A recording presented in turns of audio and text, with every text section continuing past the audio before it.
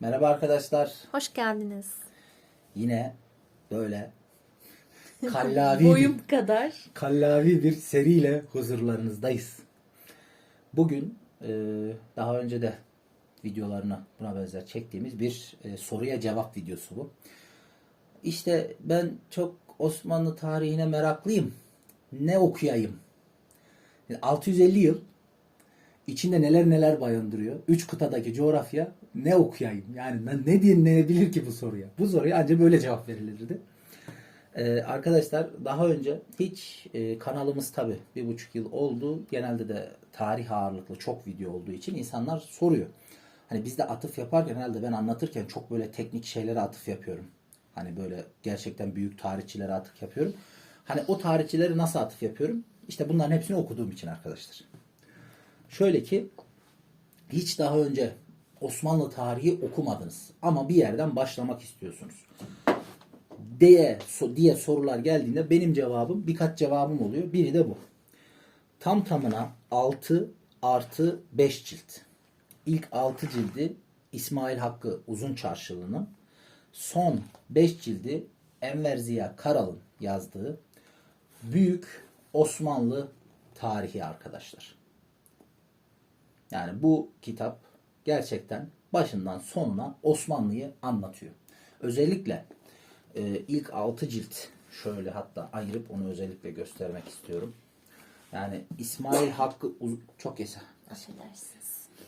Özellikle bu ilk 6 cilt yani İsmail Hakkı Uzunçarşılı'nın kaleminden çıkan ciltler gerçekten şöyle de göstereyim. Özellikle bu baskısını sahaflardan bulabilirseniz, bunlar Türk Tarih Kurumu baskısı arkadaşlar bu aradan ama eski versiyonda şöyle de göstereyim. Türk Tarih Kurumu üyesi, Türk Tarih Kurumu basımı, Dünya Tarihi adı altında. Hani bunlar ne zaman basılmıştı tam hatırlamıyorum. Bunda yoktu da galiba birkaç cildine görünüyordu. Henüz belki bilenleriniz illa vardır. İbrahim Hakkı Uzunçarşılı arkadaşlar daha böyle Osmanlı'dan Cumhuriyete kalmış gerçekten ilim adamlarından biridir. Henüz daha Cumhuriyet kurulduğunda arkadaşlar size şaka gelebilir ama derli toplu bir Osmanlı tarihi yoktu bu ülkenin. Yani düşünün 650 yıllık imparatorluk yıkılmasına yüz tutmuş. Hani birkaç tane bölgesel tarih olması dışında işte Ahmet Cevdet Paşa falan yazdı ama gerçekten tarih metodolojisine uygun modern manada sebep sonuç ilişkisini veren, siyasi tarihle sosyolojik tarihi birleştiren, hanedanların tarihinden ziyade gerçekten toplumun tarihini anlatan, birinci el kaynaklara dayanan, hani bunları uzatabiliriz, bir derli toplu Osmanlı tarihi yoktu. Yani Osmanlı'nın son döneminde yanlış hatırlamıyorsam bir Hammer'in yazdığı vardı. Nikolay Orga çok yeni yazdı galiba. Hani o Cumhuriyet'ten sonra yazdı. Hani doğru düzgün bir tarihimiz yoktu arkadaşlar bizim. Bizim tarihçilerimizin yazdığı bugün de kullanılanlar aslında vakaünüvis dediğimiz vakayı olduğu gibi kaydeden ve bunda da büyük ihtimal dönemin padişahına yanlı bir şekilde kaydeden, onun görüşüne göre kaydeden bir tarih anlayışı vardı. Diyebiliriz ki bizim ilk gerçekten bilimsel hani tarihçimiz İsmail Hakkı Uzunçarşılı olabilir. Gerçekten öyle olabilir. Tabi bu haliyle ilk defa Cumhuriyet kurulduğunda bir derli toplu Osmanlı tarihine ihtiyaç duyuldu. Ve İbrahim Hakkı Uzunçarşılı peyderpey bu çalışmaya girdi.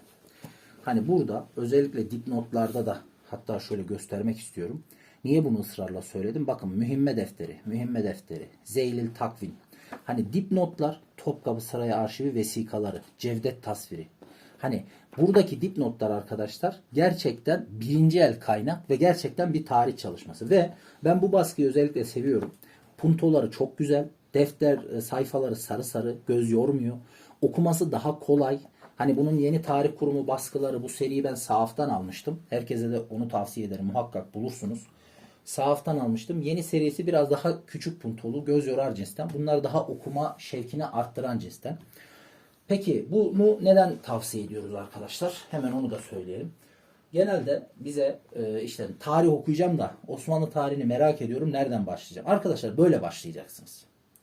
Hani kanalda daha önce Yılmaz Öztuna'nın ve Mustafa Cezzar'ın videolarını çektik. Sayın yönetmenimiz hangisini önce paylaşır bilmiyorum. Ama Yılmaz Öztuna'da Büyük Türkiye tarihine nasıl başlarım diyor. Orta Asya'dan bu zamana. Mustafa Cezar'dan mufassal ve resimli olarak, detaylı olarak yani Osmanlı tarihi. O da Mithat Sertoğlu ile beraber bitirmişti. Bunu da İsmail Hakkı Uzunçarşı'nın ömrü yetmedi Enver Ziya Karal tamamladı. Hani bunlar daha çok popülerken İsmail Hakkı Uzunçarşılı'nın yazdığı seri aslında popüler değil. Gerçekten teknik, gerçekten tarihçi. Ama sıkmıyor. O yüzden tavsiye ediyorum. Hani nasıl başlayacağız Osmanlı tarihi okumaya? Böyle başlayacaksınız arkadaşlar. Yani gerçekten hiç tarih okumadıysanız, tarihin belli bir dönemine dolayı merakınız olmuştur ama tarih bilmiyorsunuz.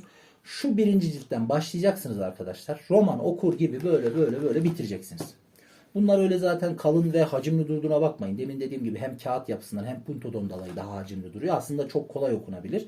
Yani ben şunların, bu benim daha sonradan aldığım cilt tabii. Ben bunu burada sağ olsun sevgili eşim kütüphanemde eksik gördüğü için sen al dedi.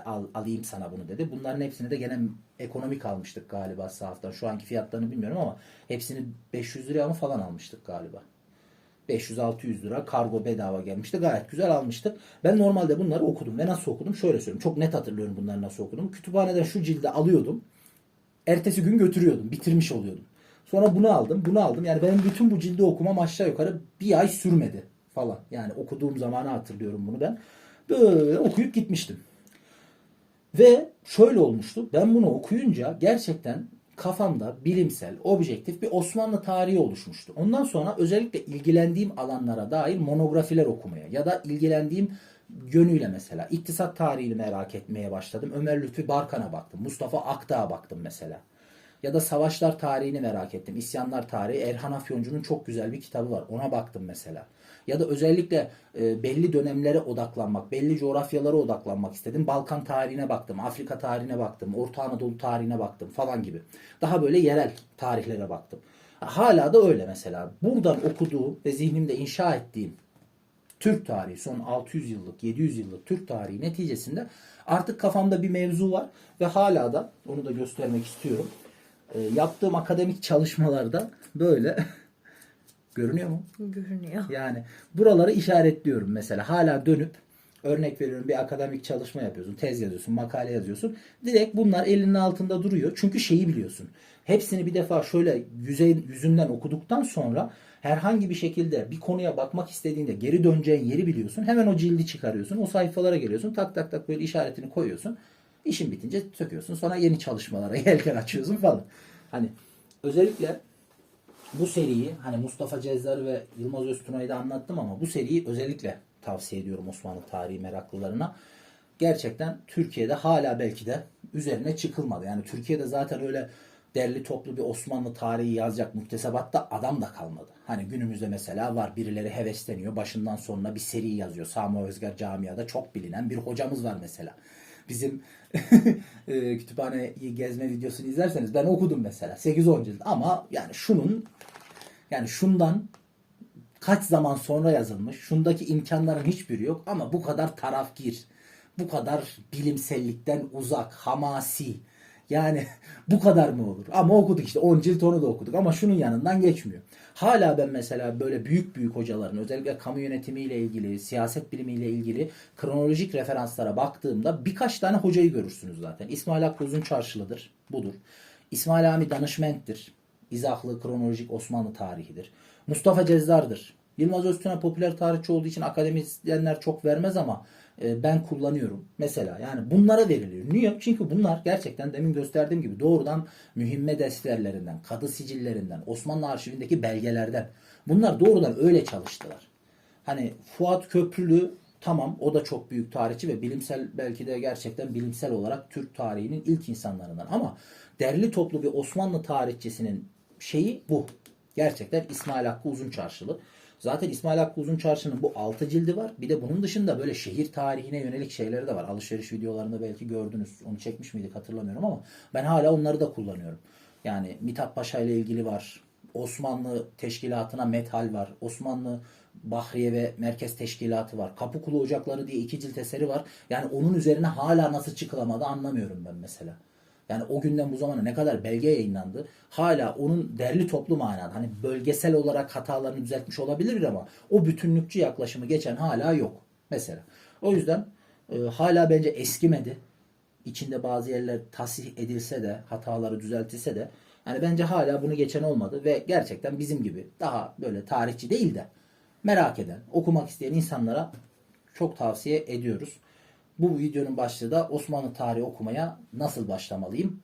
Böyle başlamalısınız arkadaşlar. Alacaksın, böyle okuyacaksın. Ondan sonra her sana bir şey söyleyene belgen ne kardeşim diyene ah diyeceksin. Açıp göstereceksin. Vuracaksın. Yani bilmem ne şöyle mi yapmış böyle mi yapmış mahalle dedikodusundan hamasi çalışmalardan azade gerçekten birinci el kaynağa dayanan bir eserin olacak. Hava atarsın sağda solda. O da işe yarar yani. Durum bu. Ne diyorsunuz kanalın sayın yönetmeni tarihçi olaraktan siz? Yanlış mı düşünüyorum acaba? Doğru düşünüyorsun. Doğru mu düşünüyorum? Kocam ne derse. Ya ama böyle olmaz ki. Böyle deyince çok kötü oldum. Birden düştü. Benim bütün Niye? söylediklerim düştü. Kocam söylerse doğru dedin ama. Ne alaka? Şey demen lazım. Evet çok doğru söyledi. Tarihçi olarak destekliyorum falan deme. Tarihçi yönünle desteklemen lazım. Hanım yönünle destekleyince düşüyor. Düşmez. Düşmez mi? Düşmez. Tamam o zaman. Tekrar şöyle bir son içini göstermek istiyorum arkadaşlar. Yani şeyi çok güzel arkadaşlar. Şu özellikle bu baskıyı tercih etmenizi şeyde bulursunuz inşallah. Sahaflarda muhakkak bulursunuz zaten. Yani şey çok güzel. Yeniçeri Ocağı lağvedildi diye not düşmüşüm kenarına. Hani şeyi çok güzel ya. Hani bu gözü yormaması, büyük büyük puntolar, çok rahat okunması. Hocanın üslubu da çok güzel yani. Muhakkak tavsiye ediyoruz. Bak burada vesikalar bölümü var arkadaşlar. Hani ona da meraklılar bakabilir.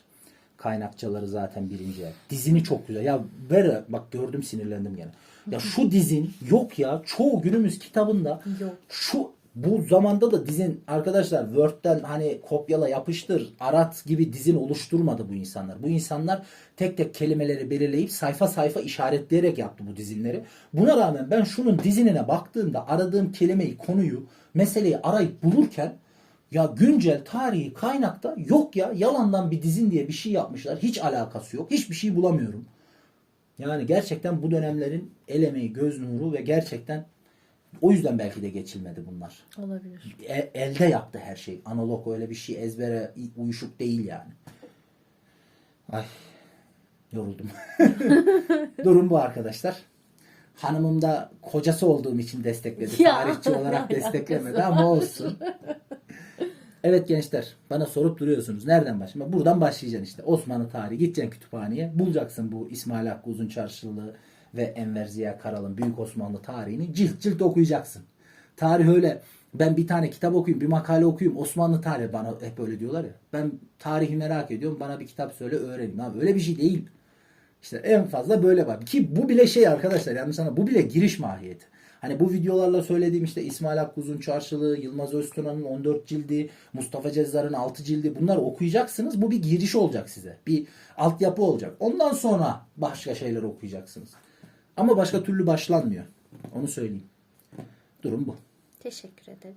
Buraya kadar geldiyseniz videoyu beğenmenizi, yorum yapmanızı, beğenebileceğini düşündüğünüz arkadaşlarınıza paylaşmanızı rica ediyor, istirham ediyoruz. Muhakkak abone olmanızı istiyoruz.